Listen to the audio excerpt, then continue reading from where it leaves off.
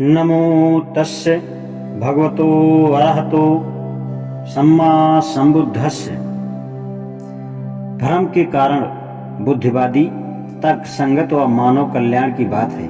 बुद्ध वचन। भगवान बुद्ध के उपदेशों को जिन श्रोताओं ने सुना उनमें अधिकांश भिक्षु थे। किसी भी विषय में भगवान बुद्ध का क्या कहना था उसे जन साधारण तक पहुंचाने वाले भिक्षुगण ही थे।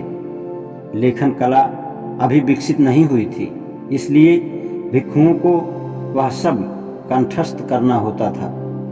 प्रत्येक भिक्षु जो कुछ सुनता था उसे कंठस्थ करने की चिंता नहीं करता था, लेकिन कुछ भिक्षु थे जिन्होंने कंठस्थ करना अपना व्यवसाय बना लिया था। वे भाड़क कहलाते थे। बौद्ध त्रिपिटक और उसकी 8 कथाएं समुद्र की तरह विशाल हैं। उन्हें कंठस्थ कर पाना सचमुच एक बड़ा असाधारण कार्य ही था। प्रायः ऐसा पाया गया कि भगवान बुद्ध ने जो कुछ कहा उसे गलत ढंग से प्रस्तुत किया गया है। भगवान बुद्ध के जीवन काल में ही कई बार उनके वचनों के गलत प्रस्तुतिकरण की जानकारी उनको दी गई। उदाहरण के तौर पर ऐसे 5 अवसरों पर उल्लेख किया जा सकता है।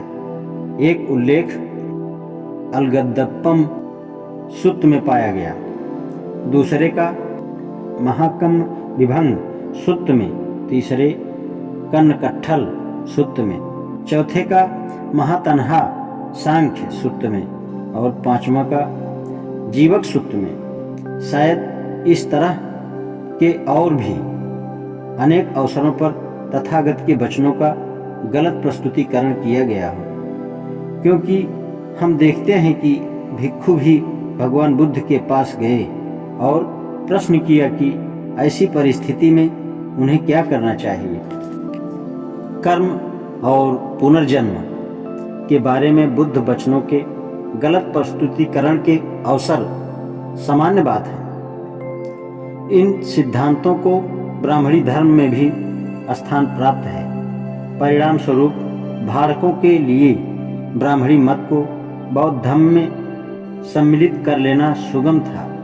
इसलिए त्रिपिटक में जिसे भी बुद्ध वचन के रूप में माना गया है उसे स्वीकार करने में बहुत सावधानी की आवश्यकता है, लेकिन इसके लिए एक कसौटी उपलब्ध है। यदि कोई ऐसी बात है जिसके बारे में विश्वास के साथ कहा जा सकता है जो वह यह है कि उनका कोई महत्व नहीं होता यदि उनका कथन बुद्धि संगत तर्क संगत नहीं होता।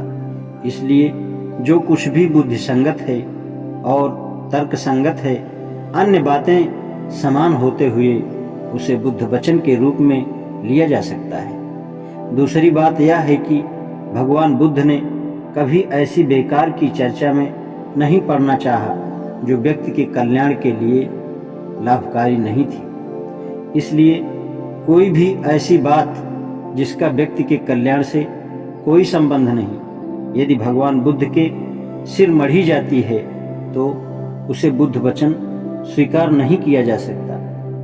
एक तीसरी कसौटी भी है, वह यह कि भगवान बुद्ध ने सभी विषयों को 2 वर्गों में विभक्त कर रखा था। ऐसे विषय जिनके बारे में वे निश्चित थे और ऐसे विषय जिनके बारे में वे निश्चित नहीं थे। जो विषय पहली श्रेणी में आते हैं उनके बारे में उन्होंने अपने विचार निश्चयात्मक रूप से और अंतिम रूप से व्यक्त किए हैं। जो विषय दूसरी श्रेणी में आते हैं उनके बारे में उन्होंने अपने विचार व्यक्त किए हैं, लेकिन ऐसे विचार बदले भी जा सकते हैं। वार्ता करते समय जिन 3 प्रश्नों के बारे में संदेह और मतभेद है उनके बारे में यह निर्णय करने से पहले कि भगवान बुद्ध का निश्चय मत क्या था, यह आवश्यक है कि हम इन कसौटियों को न भूलें। आज इतना ही। नमो बुद्धाय।